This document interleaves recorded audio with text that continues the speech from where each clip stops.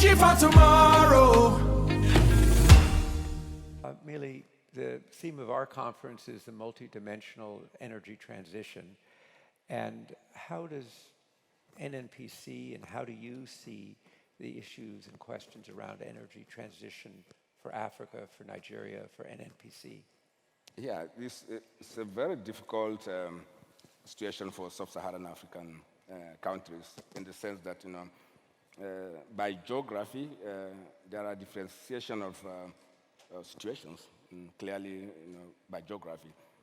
In some countries, many developing countries, and but more so in sub-Saharan Africa, we're actually dealing with energy availability, not transition. And energy availability clearly speaks to energy security. This is very common. You all have seen all the challenges that's thrown up by recent geopolitical events and also issues around energy transition. It is clear that countries must secure security of energy supply to their countries.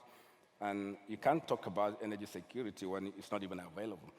For instance, in most of Saharan, particularly our country, about 70% of the population don't have access to clean cooking fuel. About 50% don't have access to electricity. So it's clearly a gap that you have to fill. And what's the best way of doing it? Typical is for everybody to assume that what you need to do is to cover that with renewables. But you must find the money for the renewables. So where's it going to come from? From a resource-dependent country like our country, if you say you're going to do complete substitution today, then you are actually sacrificing the possibility of even putting the alternative renewable platforms that will be required. Therefore, for us, the transition must be differentiated. You have to deal with the challenges of today. Unfortunately, this is what it is. But you have to deal with the problems of supply today in the sense that there's absolute scarcity of energy in very many African, particularly our country. So we're dealing with them instead. We are very conscious of the fact that our business has impact on the environment, no doubt about it. Nobody's disputing this. You're not doing a catch-off. Otherwise, if you say, look, switch off the whole of Africa's contribution to emissions, probably going to switch off 3%. It won't make any difference, even if you switch it up. We understand this. There's no competition around this, but the reality is that the world needs to support countries in the sub-Saharan Africa in particular to close that energy sufficient availability gap.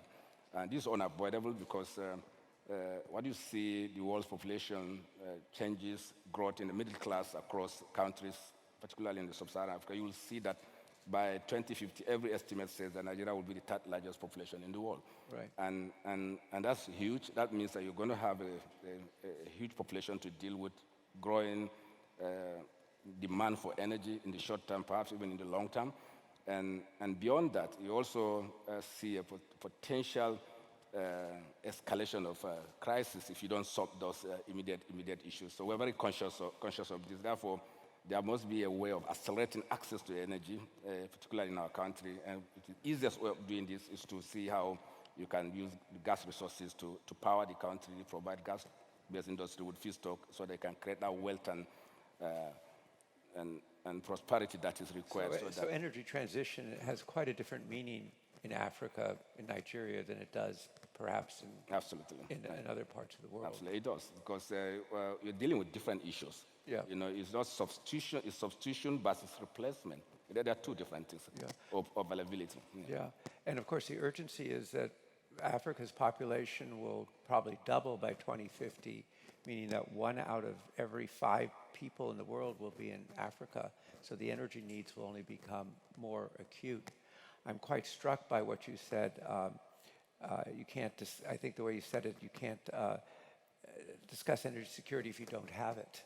And you need to begin there as addressed. Absolutely. So we realize as NNPC goes through its changes, its own transition, a lot of responsibility and challenges for NNPC in meeting the energy needs of Africa and part of the world. And so wish you the very best in that, and thank you for joining us. Thank you, thank you very much. Energy for today, energy for tomorrow.